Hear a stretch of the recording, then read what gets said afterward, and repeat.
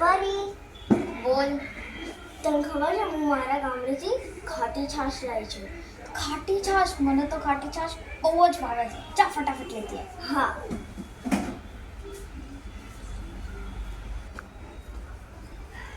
લે તારા માટે ખાટી છાશ. આવ. ચલ પીએ. કેવી લાગે? બહુ મસ્ત. અને આ ખાટી છાશ ઇંગ્લિશમાં શું કહેવાય?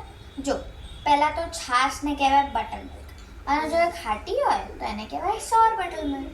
સોર બટર મિલ્ક. તો આપણે એવું કહી શકીએ છીએ કે ધીસ બટર મિલ્ક ઇઝ સોર. Okay.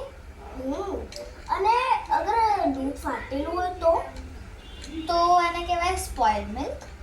For example, the milk has get spoiled. અરે વાહ, તું તો મસ્ત ઇંગ્લિશ બોલે છે. પણ મને એક વાત નથી ખબર પડતી કે મિક્સ કરવાને શું કહેવાય?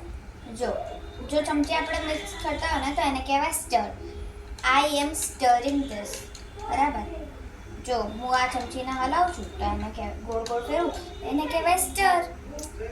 અગર જો તમને આ વિડીયો સારો લાગ્યો તો પછી લાઈક કરો, શેર કરો અને ચેનલ ઉપર નવા છો તો સબસ્ક્રાઇબ